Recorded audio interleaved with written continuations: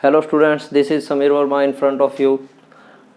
आज the rice science classes में हम लाइट का नेक्स्ट पार्ट जो है वो स्टार्ट करने जा रहे हैं और हमारा जो नेक्स्ट पार्ट है वो है गोलीय दर्पण से प्रतिबिंब निर्माण के नियम।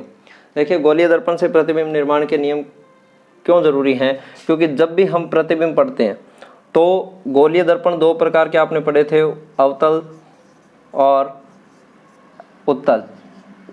अब ये उत्तल और अवतल जो दर्पण हैं, इन दर्पण से जब भी प्रतिबिंब निर्माण होगा तो वो प्रतिबिंब निर्माण ऐसे नहीं है भी रेखाएं कहीं से भी आए और कैसे भी काट दें और प्रतिबिंब का निर्माण हम कर लें, कहीं ज़रूरी नहीं है।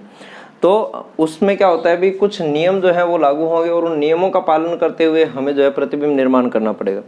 10th की बोर्ड क्लास के अकॉर्डिंग ये नियम बहुत ही ज़्यादा इंपॉर्टेंट हैं और जो किरण आरेख जो बनाए जाते हैं प्रतिबिंब निर्माण के, जो किरण आरेख हैं विभिन्न स्थितियों के लिए, उनमें कम से कम 1 या 2 कंडीशन जो है हर साल जो है वो बोर्ड के एग्जाम में जो है वो पूछी जाती है। तो आज हमारा जो टॉपिक रहेगा वो क्या रहेगा? गोलीय दर्पण से प्रतिबिंब निर्माण के नियम। तो आइए स्टार्ट करते हैं। सबसे पहला नियम क्या है? देखिए, जब भी ये मान लीजिए हमारे पास एक दर्पण है, अभी हम अवतल दर्पण की बात करेंगे। कौन सा दर्पण है ये हमारे पास? अवतल दर्पण। हमने इन चीज़ों के बारे में पढ़ा था कि ये बिंदु होता है ध्रुव, ये होता है फोकस और ये होता है वक्रता केंद्र C, और वक्रता केंद्र और P को मिलाने वाली रेखा काल्पनिक रेखा कहलाती है मुख्य अक्ष। पहले पॉइंट के अकॉर्डिंग हम क्या देखते हैं, या पहला नियम जो है वो क्या कहता है कि जो कोई भी किरण मुख्य अक्ष के समांतर आती है, कैसे आएगी? मुख्य अक्ष के समांतर आएगी। वो परावर्तन के पश्चात हमेशा कहाँ से गुजरती है? फोकस से गुजरती है। कहाँ से गुजरती है? फोकस से गुजरती है। नियम याद रखना है, नियम रिपीट कर रहा हूँ, ध्यान से सुनेंगे, नोट कर सकते हैं। मुख्य अक्ष के समांतर आने वाली प्रकाश किरण दर्पण से परावर्तन के पश्चात फोकस F से गुजरती है। क्लियर है? मुख्य अक्ष के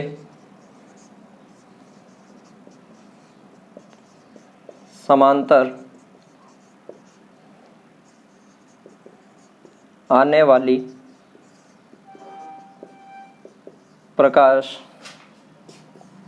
किरणें गोलीय दर्पण से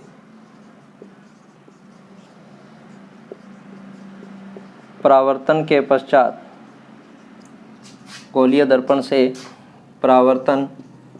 पश्चात मुख्य फोकस से गुजरती हैं। ये गुजरती हैं कब लिखना है? जब आप किसके लिए लिख रहे हो? अवतल दर्पण के लिए। अगर आप यहाँ पे उत्तल दर्पण की बात करते हैं तो आपकी लाइन यहाँ से चेंज हो जाएगी कि मुख्य फोकस से गुजरती हुई प्रतीत होती है। ये किसके लिए होगा? उत्तल दर्पण के लिए। कैसे होगा? देखिए, ये तो था अवतल दर्पण के लिए डायग्राम। ये डायग्राम बना सकते हो आप पहले नियम के लिए। पहले नियम के लिए उत्तल दर्पण के लिए कौन सा डायग्राम बनेगा? ये है हमारे पास उत्तल दर्पण, ये हो गया P, ये हो गया F और ये हो गया C। यह आई मुख्य अक्ष के समांतर किरणें। ये इन किरणों को क्या करेगा? फैला देगा।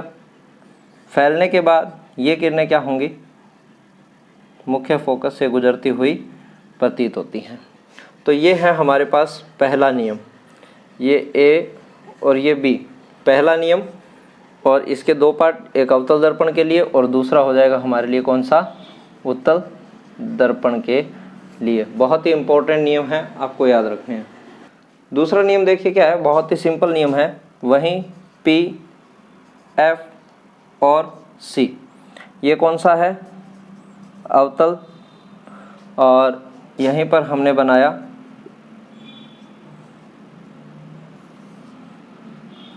P, F और C, ये कौन सा हो गया हमारे पास? उत्तल। अब देखिए इसमें क्या होगा कि पहला नियम हमने पढ़ा भी मुख्य अक्ष के समांतर आने वाली किरणें कहाँ से गुजरती हैं, फोकस से गुजरती हैं।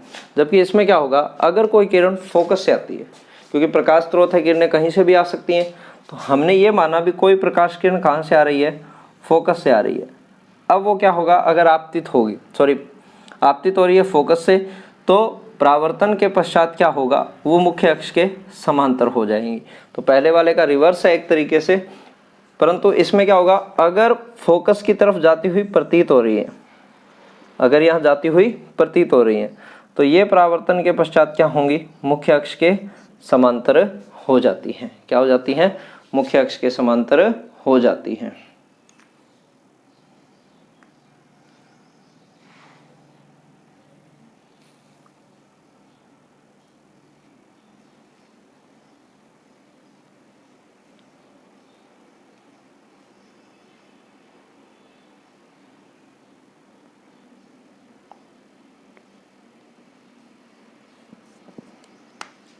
तो दूसरा नियम नोट कीजिए, क्या हो जाएगा, फोकस से आने वाली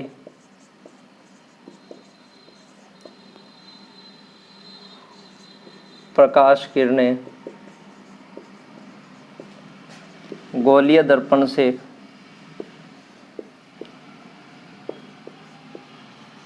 परावर्तन के पश्चात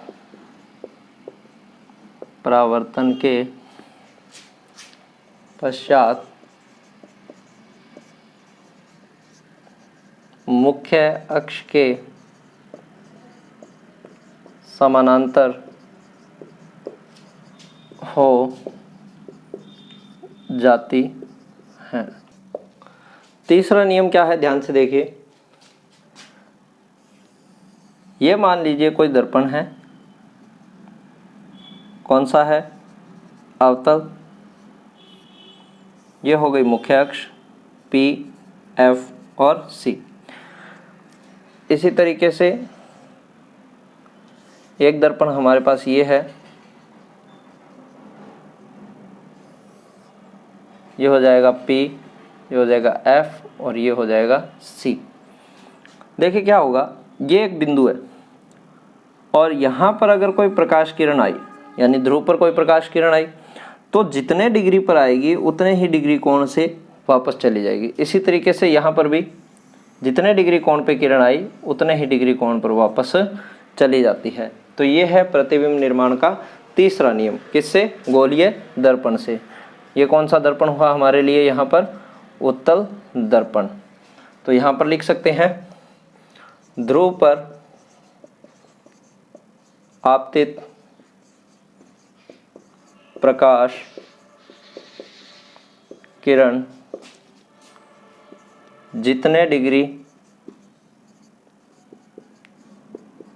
कोण पर आती हैं उतने ही या उतने डिग्री कोण पर परावर्तित हो जाती हैं।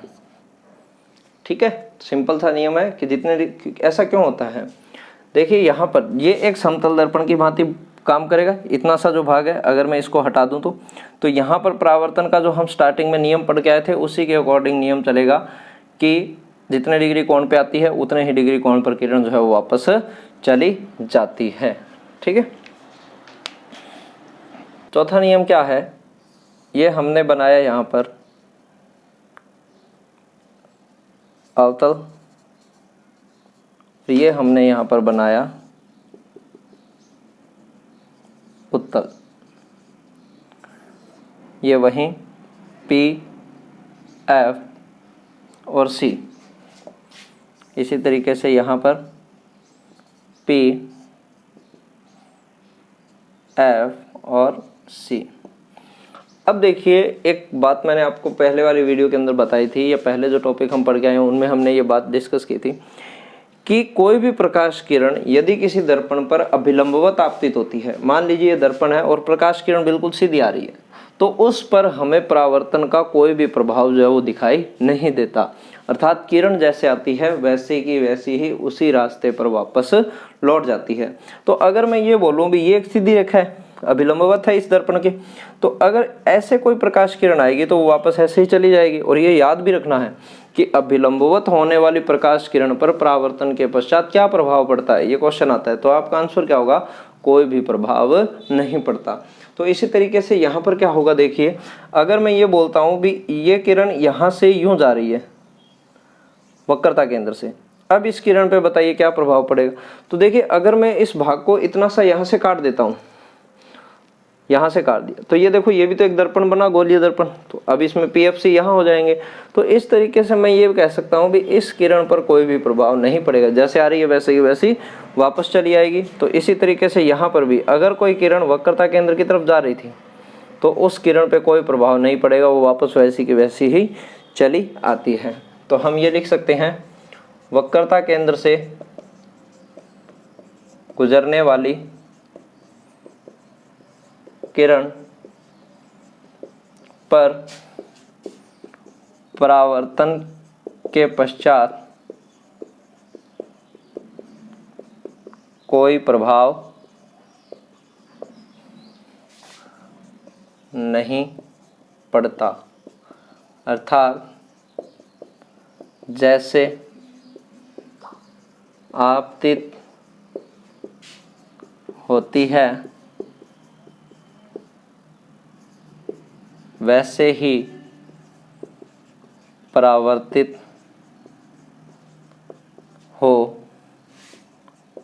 जाती है। आई अगेन रिपीट, वक्रता केंद्र से गुजरने वाली किरण पर परावर्तन के पश्चात कोई प्रभाव नहीं पड़ता, कि वो किरण जैसे आएगी वैसे ही वापस चली जाती है, यानी जैसे आपतित हो रही है वैसे ही क्या हो जाएगी, परावर्तित हो जाती है। तो ये थे गोलीय दर्पण से प्रतिबिंब निर्माण के कुछ नियम। ये 4 नियम मोस्ट इंपॉर्टेंट नियम है। अगर ये नियम आपको याद रहते हैं तो आगे जो हम दर्पण से प्रतिबिंब निर्माण करेंगे उनमें से आप इनमें से कोई भी 2 नियम जो है वो लगा करके और आसानी से जो है प्रतिबिंब का निर्माण कर सकते हैं। अवतल दर्पण में 6 स्थितियां हैं प्रतिबिंब निर्माण की, उन 6 स्थितियों में आप प्रत्येक स्थिति के अंदर कोई भी 2 कंडीशन यहाँ से अप्लाई कीजिए और आपका प्रतिबिंब जो है वो बहुत बढ़िया तरीके से चुटकियों में जो है वो आपको प्राप्त हो जाएगा। तो इसी के साथ आज इतना ही। आगे का टॉपिक नेक्स्ट वीडियो के अंदर